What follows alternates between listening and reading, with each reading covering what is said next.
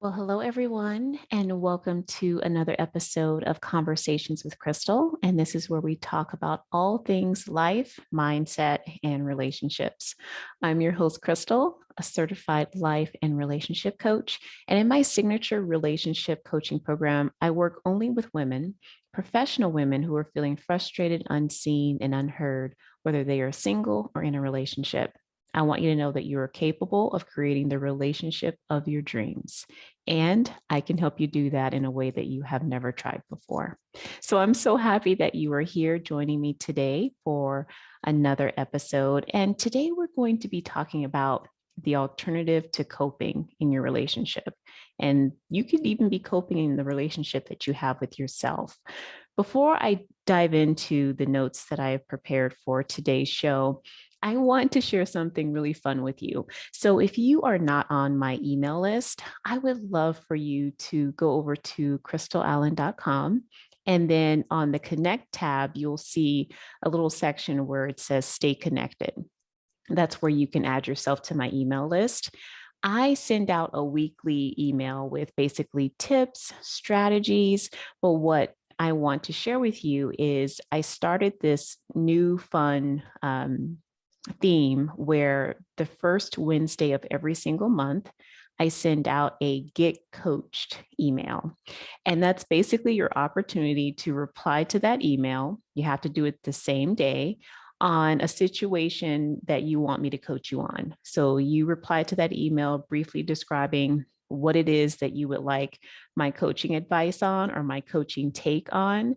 And then that Friday, I send out the response, of course, excluding your name and any identifiers in your message.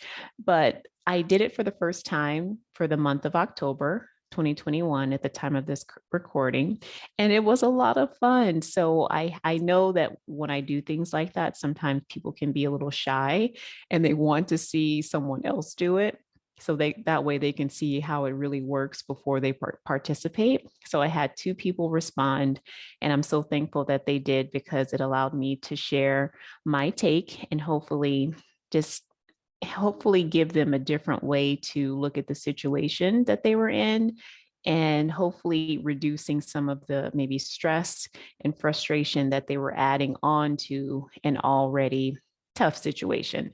So I was really thankful that those two people participated, and I want to invite you to do the same. So jump over to christalallen.com. On the Connect with Me tab, you'll see a Stay Connected section where you can add yourself to my email list. And when November comes, you'll get that Get Coached email the first Wednesday of the month, and make it a point to reply and share with me a situation. I would love to be of assistance.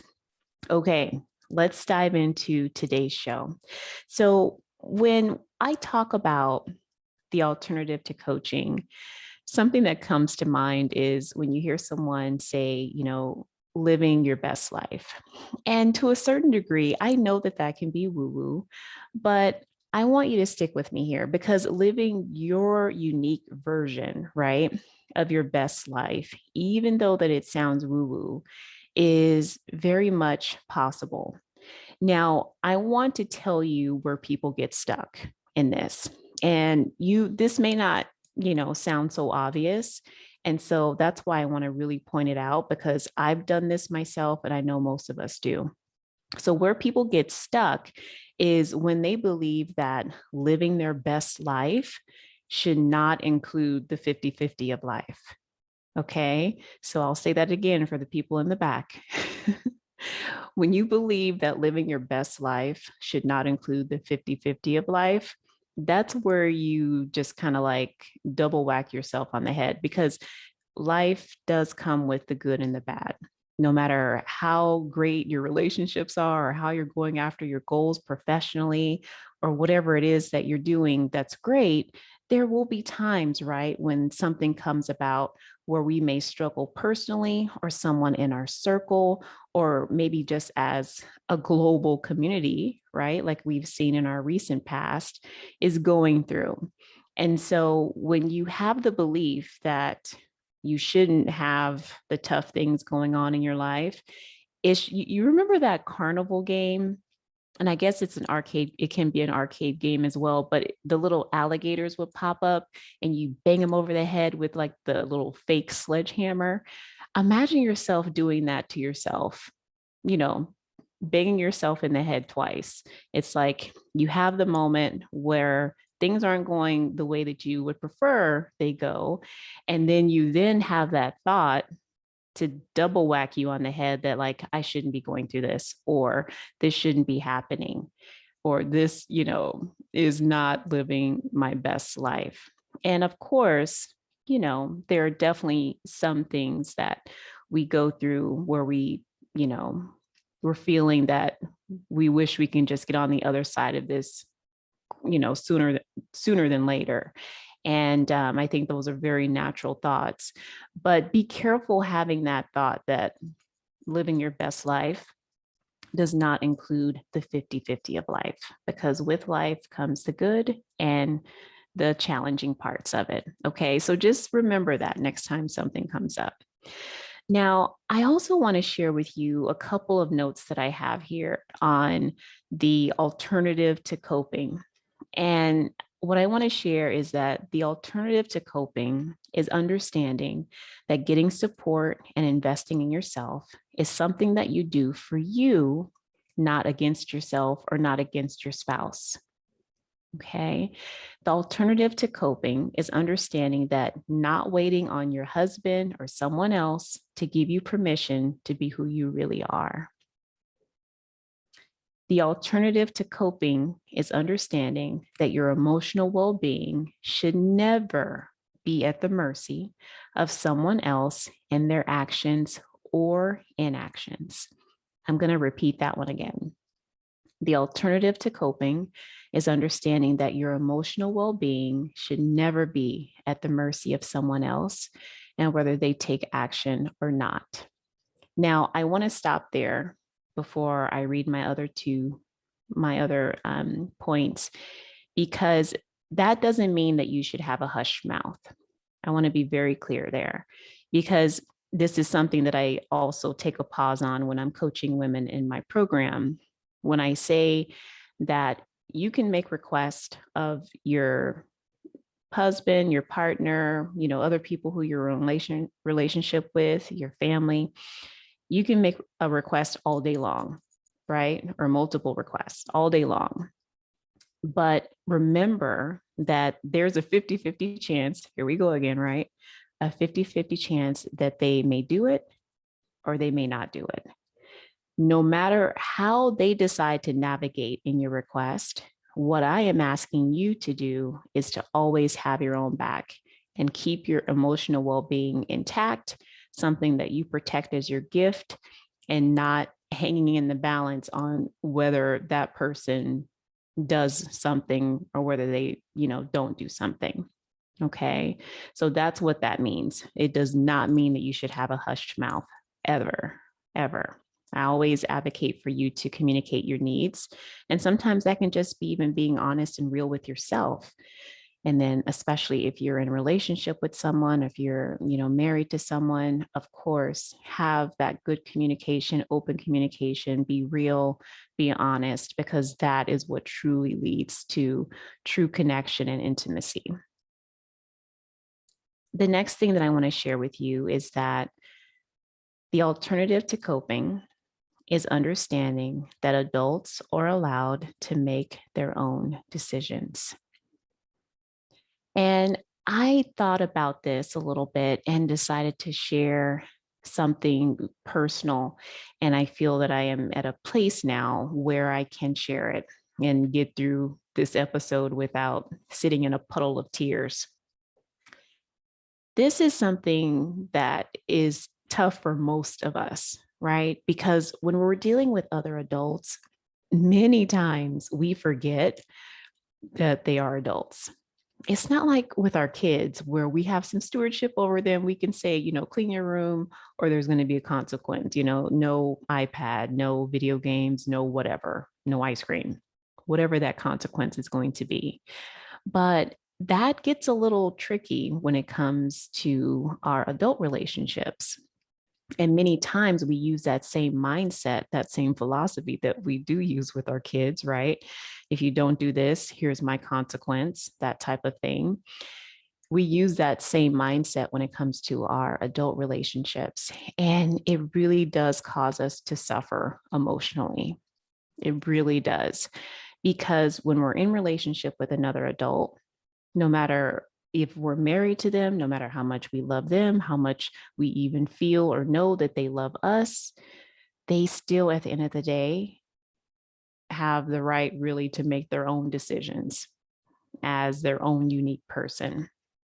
And the more that we understand this, the more it really gives us clarity on what we truly can control, which is our thoughts, our feelings, and our actions.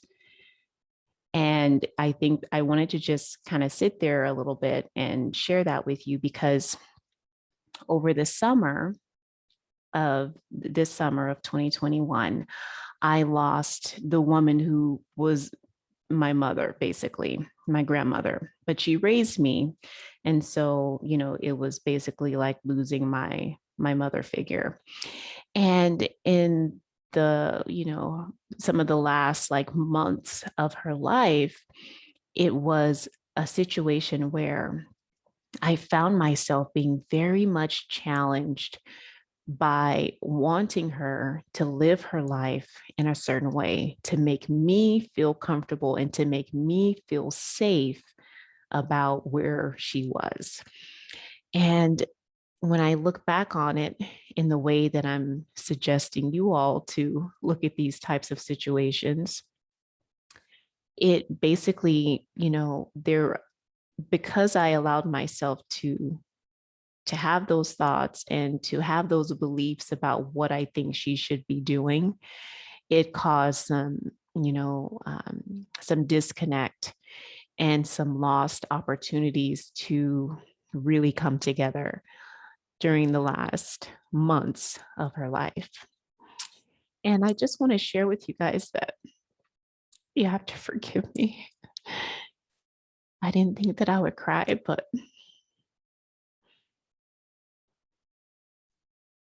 I'm going to keep this in. I'm not going to edit it out, because no matter how much you love someone or you feel that you have the very best intentions for them, they are allowed to make the decisions that they want in their life. And, with my grandmother, she was such a tough lady. And it was a situation where she was frail in many ways. And she would have moments where she would fall.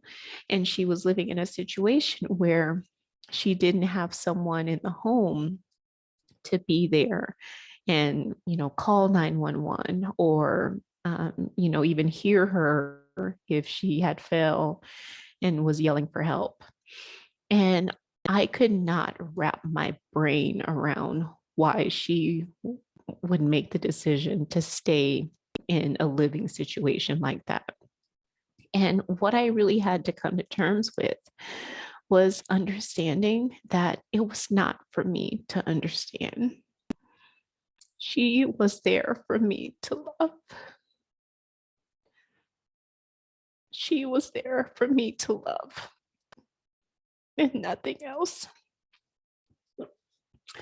And so I just want to share that with you all. And you have to forgive me for crying. But these are my real, raw emotions about this subject, because I know firsthand some of the effects that come of it when you are so adamant to have your way about how someone else should live their life. It really does create disconnect. Okay. All right. I'm going to get it together here. And let's keep going. And you have to forgive me, but I'm not going to take that out. I'm not going to edit it out. those tears needed to come for a reason. Now, the last items on my list are very simple. The alternative to coping is understanding that having your own back from a place of love, not anger, not manipulation or frustration. That is what happens when you're coming from a place of really thriving and living your best life, coming from a place of love.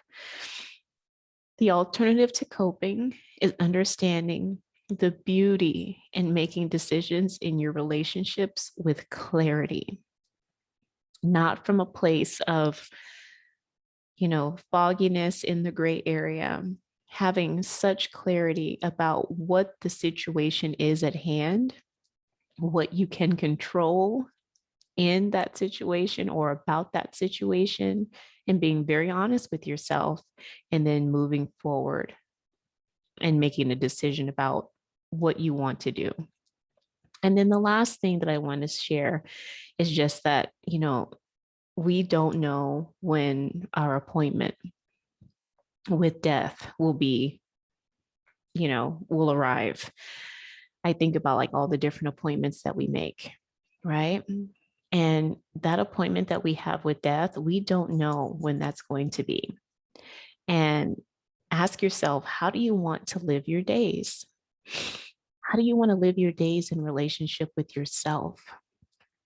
How do you want to live your days in relationship with your son, your daughter, your husband, your mom, your family members, your friends? How do you want to live in relationship with them? Remember, when we talk about adults being able to make their own decisions, I think it's important for me to assure you that for most situations, when someone makes a decision that you don't approve of or goes against a request that you've made, many times they're not making that decision because they want to intentionally disrespect you. They don't, love you.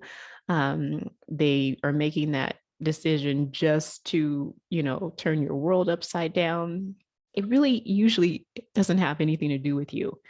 That's just what they want to do. That's what they have decided to do. And if it's not in alignment with what you want or what you believe or what you have requested, you absolutely have the right to make the decision about how you want to handle that. But I want you to consider being in a place where you don't make it mean anything about you. Okay? Don't make someone else's actions or inactions mean anything about you, because usually it's not, even though that's what our brain likes to do. Well, why would he do that? I thought he loved me. Or gosh, I thought we'd been together long enough for him to know that. Or why would she do that? And those are very innocent thoughts, but they are thoughts that keep us in a place where we suffer emotionally. And that is what I am here to just start that process of healing you from. And when you think about the fact that we don't know when our appointment with death will come, I want you to think about that every single day and go forth in your life and in your relationships, being the best that you can be, making the most of your time with your loved ones, because you never know. And I'll just kind of end with this. As I am entering midlife and I am stepping into it with open arms. However, at this point, it's interesting of the changes that I feel going on around me and inside of me. And it's really making me think a lot about my relationships. And I am having, friends who are having parents that are passing away or going through a health struggle, or maybe they are themselves. And it just has really made me take a moment to step back, even more so than I probably was doing before and really look at the time that I have with the people in my life, because that is so important. And I want you to know, as a listener, or if you're watching on YouTube, you're included in that. So my hope is that when you take time to listen to this podcast, which I'm so thankful for, that I share something that makes you think about something a little bit differently, or makes you start the process of healing the relationship with yourself or with someone else. That is my hope. And so I so appreciate you all for hanging in there with me today during this very unique podcast where I really just kind of let my guard down and let the tears flow.